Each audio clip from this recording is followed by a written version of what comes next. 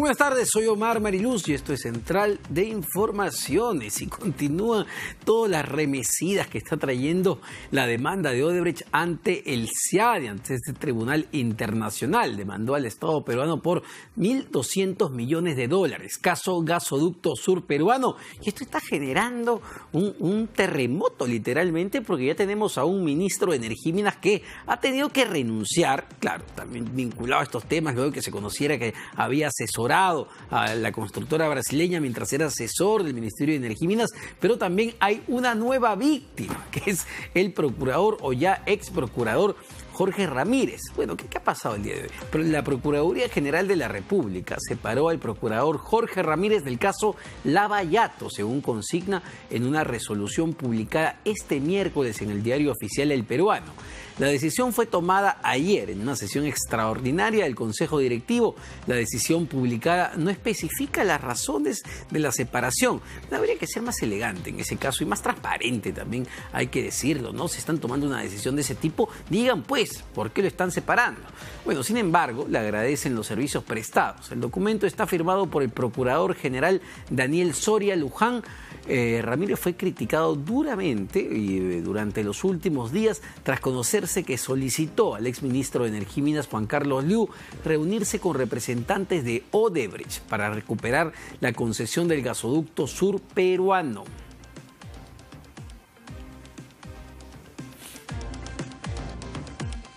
Bueno, y mediante una conferencia realizada desde la sede de la Procuraduría General del Estado, Daniel Soria, titular de la institución, señaló que la decisión de dar por concluida la designación de Jorge Ramírez como procurador ad hoc del caso Lavallato fue tomada en una reciente reunión del Consejo Directivo luego de evaluar los acontecimientos, ¿no?, que involucrarían a Ramírez en presuntas coordinaciones y solicitudes para reuniones entre representantes de Odebrecht y del Ministerio de Energía y Minas. Asimismo, resaltó que esta no es una medida sancionadora, sino que busca el fortalecimiento de este organismo como ente autónomo.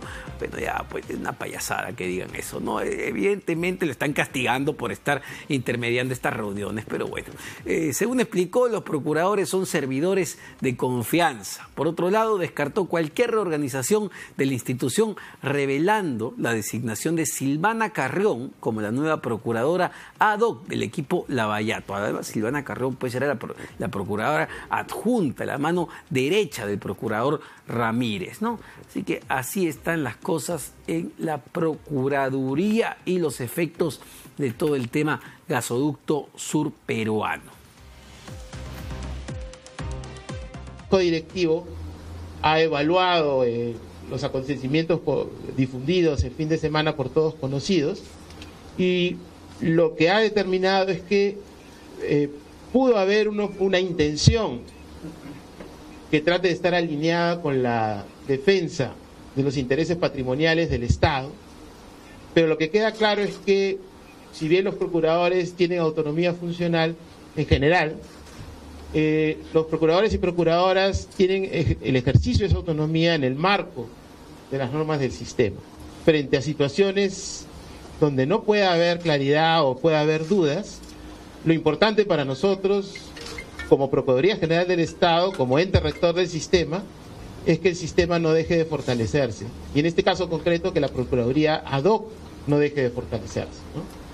En ese sentido, se ha dado término a las funciones del procurador Jorge Ramírez. Ciertamente que no se puede dejar de hablar del trabajo que ha hecho el señor Ramírez durante todos estos 3 años.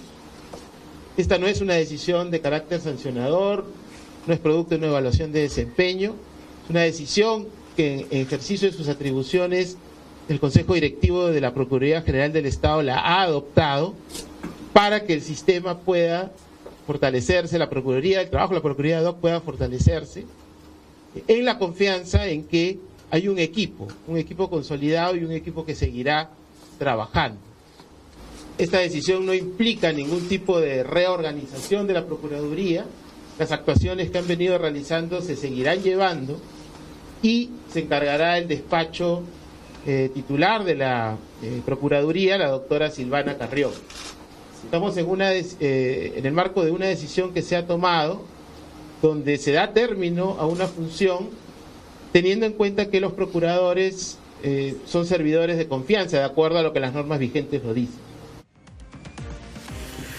Bueno, ahí estaban las palabras del Procurador General. Para analizar esto estamos con Carlos Rivera, abogado del Instituto de Defensa Legal IDELA, a quien le agradezco por acompañarnos esta tarde. Carlos, y en principio, tratar de entender, a mí me resulta muy confuso, para serte franco, lo que acabo de escuchar del Procurador General, porque dice que, bueno, los procuradores tienen autonomía para actuar dentro de sus funciones, pero sus funciones están establecidas en un marco legal. Lo que interpreto que está diciendo ahí es que el procurador Jorge Ramírez, al gestionar de alguna manera estas reuniones entre Odebrecht y el Ministerio de Energía y Minas, no estaba actuando dentro del marco legal de sus funciones. Sí, buenas tardes, Omar, gracias por la invitación. Sí, coincido con tu apreciación. Unas declaraciones un tanto confusas, ¿no? Porque no solamente en este sentido, que daría cuenta de una razón que no está siendo expresada en el documento que ha aparecido el día de hoy, sacando del cargo al ex procurador Ramírez, ¿no? De lo que podemos deducir entre líneas de lo que ha dicho es de que, si bien es cierto, le agradecen los servicios prestados, dice que no es una decisión sancionatoria, pero en los hechos sí están castigando a Ramírez por esa reunión. Y hace referencia en el curso de su intervención. Me parece que ese ha sido el detonante, ¿no? Porque además habría que analizarlo en el sentido de que la designación de la propia Silvana Carrión está dando cuenta de que quieren mantener una línea de continuidad en el trabajo de la Procuraduría, pero me parece que están tratando de hacer una suerte de control de daños, ¿no?, que ya le está complicando la vida al Ejecutivo. Esa es la impresión que me da. Digamos, no solamente ha renunciado el ministro, el que se reunió con la gente de Odebrecht, ¿no es cierto?, sino que esta decisión me parece que les ha resultado de alguna manera como una suerte de oxígeno, ¿no?, o balón de oxígeno para intentar resolver un problema frente al cual, Omar, me parece que lo veníamos conversando, siento que el Ejecutivo no ha sido claro ni ha expresado claramente su posición, su balance y qué tipo de responsabilidades han tenido en todo este asunto. Hemos tenido una semana de mucha discusión en el asunto en el que pareciera que la responsabilidad recaía sobre los fiscales, cuando sabemos que ellos no tienen nada que ver en el tema.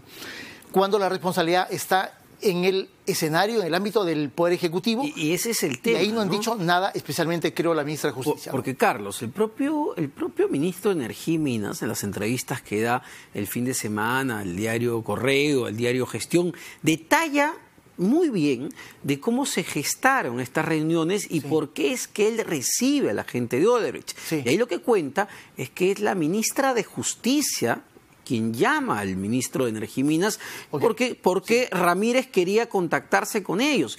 Y el propio ministro revela que tanto la ministra de Justicia como Vicente Ceballos tenían conocimiento de que la gente de Odebrecht había ido al ministerio a tener esta reunión. Es decir, ellos tenían conocimiento de todo. Sí. Pero claro, ahora lo que vemos es que están cortando la pita por el lado más débil, están sacrificando a Ramírez. Ese es me parece que el balance de los hechos, ya haciendo una suerte de análisis más detallado con las declaraciones de los diversos actores de este problema, ese me parece que es el balance más adecuado. El Ejecutivo tenía conocimiento, el Ejecutivo no toma una decisión, ¿no es cierto?, oportuna, en realidad no la ha tomado hasta el día de hoy, deja que el asunto vaya como que haciendo un trasvase hacia las responsabilidades de los fiscales y del mismo procurador, que es cierto, tienen alguna relación, pero en realidad ellos no están manejando la relación contractual con Odebrecht, ellos están manejando la investigación penal. Porque no les corresponde, los temas del CIADI. Exactamente, no les corresponde.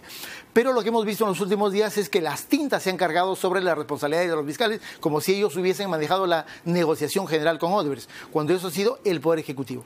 Y desde el Ejecutivo me parece que ha habido una respuesta absolutamente insuficiente para dar cuenta de cuál fue el proceso, ¿no es cierto?, de explicar por qué razón no se tomaron las decisiones a tiempo y por qué razón se dejó el problema que termine generando estas consecuencias que me parece que a los que más se está afectando es, de nuevo, al Poder Ejecutivo. Ahora, ¿no? Mereceríamos, debido a la sensibilidad del caso, a la importancia del caso, una respuesta no sé si de la propia ministra de Justicia o incluso del presidente del Consejo de Ministros, Vicente Ceballos, porque vamos, no se te puede pasar, no puede pensar que no tenías en el radar una reunión con la gente de Odebrecht para ver un tema del gasoducto, cuando las fechas, Carlos, sobre el vencimiento de esta etapa que tenía que pasar antes de una denuncia ante el CIADI, vencía el 20 de enero. Esto era previsible para ellos. Absolutamente.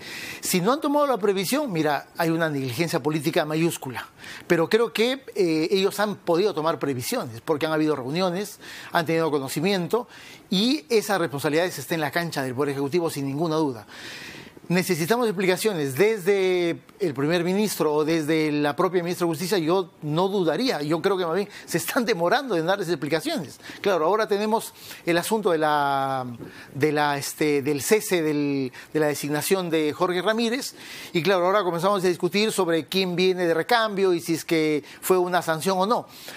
Creo que eso es simplemente una parte muy pequeña del problema. Me parece que la parte central del problema, porque finalmente el problema ya está planteado, está sobre la mesa, está la demanda. Es cierto, yo tengo una posición de que la demanda no tiene ninguna posibilidad de éxito, pero creo que el Estado, el Ejecutivo, no se puede manejar de esa manera frente a un problema tan complejo que no solamente es legal, es un problema también político, yo diría sobre todo político en el caso de Odebrecht, y frente al cual se necesita una respuesta no solamente de discurso, sino más práctica y concreta desde el Poder Ejecutivo. El problema, a vista de los hechos, a vista de las acciones que se han venido tomando desde la Procuraduría y desde el Ejecutivo, es que no hay una estrategia conjunta para evitar o para enfrentar una posible demanda de Odebrecht ante un tribunal internacional. Es decir, simplemente se han quedado congelados cuando el cierre del contrato, la cancelación del contrato fue hace más de 3 años. Sí, en inicios de 2017, si no me equivoco. Exacto. No, o sea, enero de 2017. Como también valdría la pena preguntarse por qué razón no activaron la famosa cláusula anticorrupción. Tampoco hay una respuesta muy clara. Por lo tanto, creo que esas omisiones, lo que estamos viendo, por lo menos del balance que hacemos en el IDL, son omisiones que están terminando de cargar las tintas y de responsabilidades que no tienen los fiscales.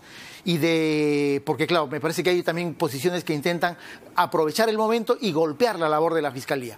Creo que lo que da cuenta es de eso que tú mencionas, no hay una estrategia. O sea, tengo la impresión que los fiscales sí tienen una estrategia legal, pero claro, es una estrategia legal en el ámbito de las investigaciones penales.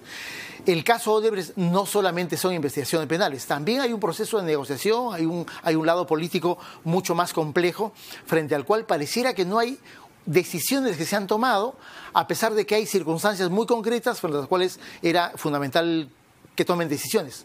La cláusula anticorrupción, el tema de sabiendo que Odebrecht iba a demandar, no tomar acciones para, por lo menos, amenguar las consecuencias de un problema de esa naturaleza, ¿no? Y ahora, pero una de las críticas que sí se hace a los fiscales en el proceso de negociación de este acuerdo de colaboración eficaz es por qué no se incluye en este acuerdo una cláusula que impidiese a la constructora brasileña denunciar, digamos, al Perú ante un tribunal internacional. Mira, probablemente, visto lo que ya hemos visto en este momento, hubiese sido bastante oportuno que se consigne una cláusula de esa naturaleza. Yo me inclino a pensar de que en el curso normal de un proceso de negociación de colaboración eficaz, claro, en realidad no tanto estás pensando en lo que puede hacer el que está colaborando y reconociendo sus hechos delictivos, porque lo que principalmente te interesa es de que reconozca sus responsabilidades y te dé información calificada, ¿no es cierto?, y clasificada de cómo ayudar a esclarecer los hechos. O sea, me parece que ellos se han visto muy involucrados en esa dinámica y no toman en consideración un asunto que está por fuera de la negociación del acuerdo de colaboración eficaz. Sí creo yo el hecho de que haya una cláusula que da cuenta de que es un acuerdo abierto, que no solamente para esas 4 megaobras, pudiera dar la posibilidad, de hecho la interpretación que tiene Vela sobre todo da cuenta de que ellos sí van a incorporar y sí están incorporando nuevos hechos. Me parece que son 2 o 3 nuevas obras sobre las cuales Odebrecht ha dicho, hago un reconocimiento adicional de responsabilidad. Eso me parece que le da un margen de maniobra a los fiscales, ¿no es cierto?, en cuanto a de qué manera pueden manejar esas otras obras y esos otros reconocimientos. Pero en realidad, creo yo, sigue estando un tanto distante las decisiones, más, yo diría, políticas institucionales que toma Odebrecht, como la de demandar al Estado peruano por asuntos que no necesariamente pasan por o han pasado en el marco de la negociación que han tenido con el Ministerio Público, ¿no? El problema con Gasoducto Sur Peruano en específico es que hasta el último Odebrecht y los exdirectivos Barata, Marcelo Odebrecht han sido renuentes a aceptar culpabilidad. Sí. Hay que recordar que recién ellos aceptan y firman esta acta de que aceptan la culpabilidad en ciertas cosas específicas porque la información se filtra en Ecuador. Así es. Hasta antes de eso, ellos decían que el gasoducto sur peruano era una obra totalmente transparente. Estaba libre de corrupción. Exacto. Sí, sí, ¿por qué? Porque quizá, Carlos, ellos sabían que tenían activos parados ahí y querían recuperar la plata y no les conviene pues aceptar corrupción ahí. Por supuesto. La dinámica de Odebrecht, digamos, a quien la justicia peruana ha calificado como organización criminal con todas las calificaciones que corresponde, pero la dinámica de Odebrecht siempre es el dinero. ¿No es cierto? Claro. Y me parece que sigue siendo. Y ese ejemplo que tú pones, ¿no es cierto? Es decir, el reconocimiento de responsabilidad recién ocurre hacia mediados del año pasado. Julio del 2019, ¿no es cierto? Por ahí. Es muy reciente. No como consecuencia de la buena voluntad de la empresa de reconocer hechos delictivos, porque creo que ahí Odebrecht mantiene la misma dinámica que ha mantenido siempre. No reconozco ningún hecho delictivo y por lo tanto veo cómo me manejo en el escenario de la defensa. La publicación de este medio electrónico de Ecuador hace caer esa estrategia, los obliga a hacer un reconocimiento de responsabilidad, ¿no es cierto?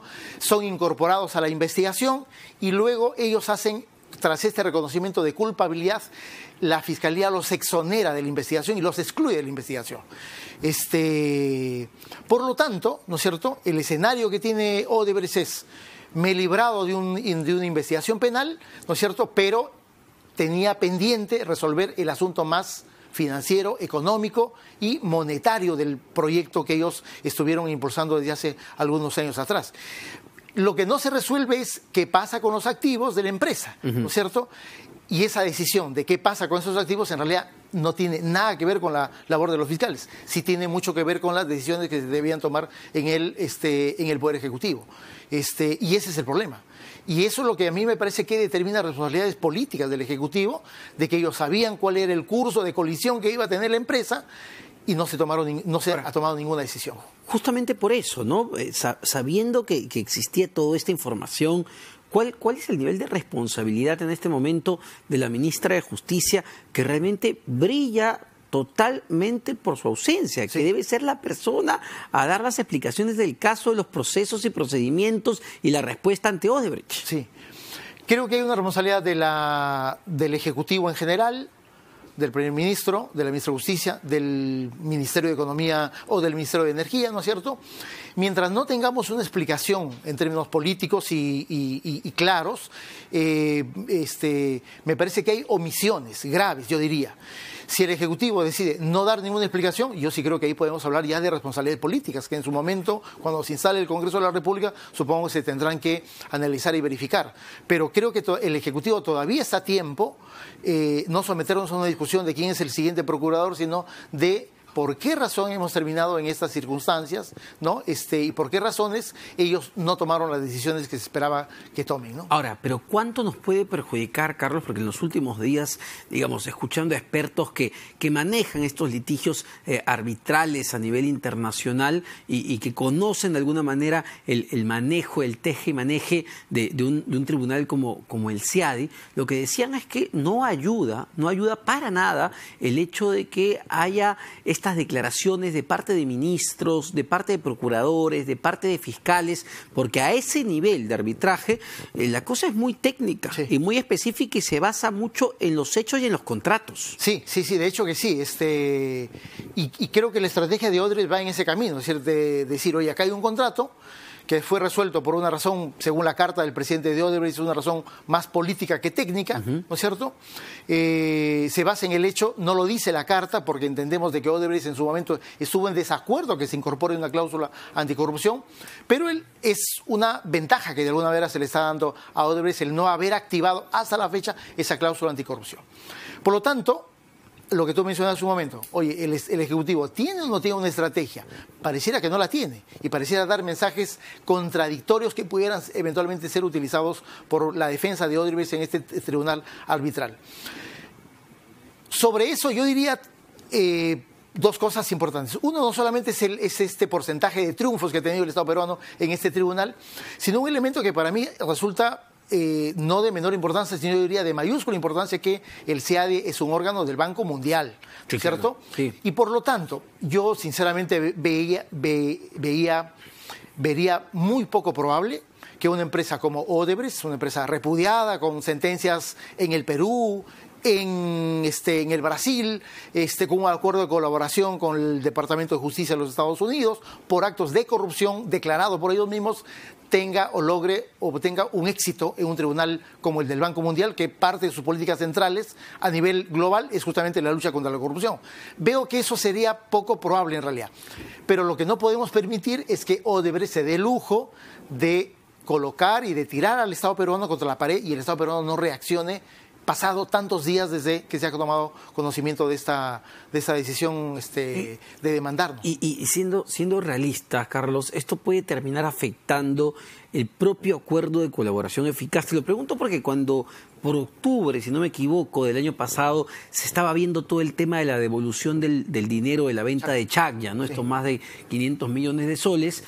Odebrecht empezó a poner ciertas condiciones para soltar información, para soltar los codinomes. Entonces, ellos lo que decían literalmente, hermanito, yo necesito la plata si es que quieres que te suelte más información. Por temas técnicos que se tienen que ahí resolver y tengo que pagar a peritos, lo que sea. Pero condicionaron el acuerdo. Sí. Condicionaron el acuerdo. Creo que el Estado peruano actuó de buena voluntad. Es cierto, había compromisos también contractuales que el Estado peruano terminó cumpliendo. Eso fue, de alguna manera, homologado por una decisión judicial. De eso creo que Odebrecht ha sacado ventaja, tengo la impresión. Es cierto, también hay que reconocer que no es que estemos en una circunstancia en la que Odebrecht no haya dado ninguna información. No. Todo el avance de las investigaciones ha dado consecuencia y hemos avanzado. Hay declaraciones, documentos, información contable, en fin. Pero me parece que también el estado de las investigaciones da cuenta de que resulta necesario y en algunos casos es imprescindible que se siga obteniendo y recabando la información que solo Odebrecht tiene. El argumento técnico de que me faltó plata o de que supuestamente GIR Compliance no puede desencriptar estos servidores, en realidad me parece que son argumentos que no podrían ser aceptados por el Estado y me parece que el Estado ahí sí, en la cancha del Ministerio Público, deberá tener, Vela lo ha declarado ya en esa dirección, una posición mucho más firme, mucho más consistente, que le genere una mayor presión a la empresa a que no deberían permitir que cambie su situación jurídica, porque seguramente tampoco les va a interesar o les va a gustar tener la condición de procesados en el Perú. Claro que sí, porque lo que sacó este fin de semana, el viernes, si no me equivoco, el portal Convoca, sobre esta denuncia que se interpuso también por estas fechas, cuando pasaba lo de Chacya, ¿no? El Estado peruano estaba requiriendo los servidores que habían en Suiza y Odebrecht interpuso una medida legal para frenar esto, que nos iba a llegar información valiosa. Entonces ahí vemos también que Odebrecht se maneja con unas formas que realmente no son las mejores en este momento y no dicen lo que ellos dicen en papel, que van a colaborar totalmente. Sí. Mira, ahí hay que recordar un par de cosas que eran importantes. Una es, Odebrecht tiene su propia estrategia. Odebrecht no hay que considerarlo como un socio del Estado, aun cuando haya firmado un acuerdo de colaboración eficaz. Odebrecht está siendo sometido al acuerdo como consecuencia de la evidencia probatoria que la Fiscalía ha obtenido. Y obviamente no le interesa pasar por los tribunales, ni a la empresa, ni a sus funcionarios, y por eso se ven obligados a firmar este acuerdo de colaboración eficaz. Los procesos de negociación de todo acuerdo son muy complejos. Este debe ser el más complejo que la Fiscalía ha manejado, porque claro, los de Odebrecht, como tú sabes, Omar, no son ni ciegos, ni cojos, ni mancos. Tienen un poder económico y político inmenso y creo que están en este momento desplegando toda esa estrategia con la finalidad de obtener, primero que todo y ante todo, mayores beneficios económicos. Me parece que es lo único que en ese momento les está importando, ¿no? Para terminar, Carlos, ¿qué opinas de la designación de Silvana Carrión como nueva procuradora del caso Lavallato ya para el tema de las investigaciones, ¿no? Mira, a ver, dos cosas sobre Silvana Carrión. Uno es, ella ha acompañado a Jorge Ramírez, salud. Gracias. Ella ha acompañado a Jorge Ramírez durante todo el proceso del trabajo que han tenido, que me parece que son como 3 años aproximadamente. Por lo tanto, ella tiene, yo diría, todo el conocimiento y me parece que es marcar una línea de continuidad que necesita un órgano como la Procuraduría para el caso Lavallato. ¿No? Sí, un caso complejo, ¿no? Muy Tienes que tener toda la información. Lo segundo diría, me queda una duda de lo que escuché en la mañana al Procurador General Soria, de si es que la designación de Silvana Carrión ya es definitiva o es una designación temporal, porque luego que él dice que Silvana Carrión se queda como procuradora, también sostiene en 2 o 3 veces que se está iniciando un proceso de evaluación de todas las procuradurías, incluida esta ad hoc para el caso Lavallato. Ahí, te soy sincero, no termino de tener una versión muy clara de cuál fue el mensaje del Procurador General. Pero sí me parece que lo que necesita en este momento la Procuraduría es una línea de continuidad en su trabajo. Más allá de que en el futuro inmediato se designe un nuevo procurador ad hoc, lo que necesita es que el trabajo continúe y que no haya un bache más aún en estos momentos tan complejos, ¿no? Perfecto, Carlos, muy gentil por estar en Central de Informaciones. Gracias. Carlos Rivera, abogado del Instituto de Defensa Legal. Nos vamos a una pausa, no se vayan, venimos con más en Central de Informaciones.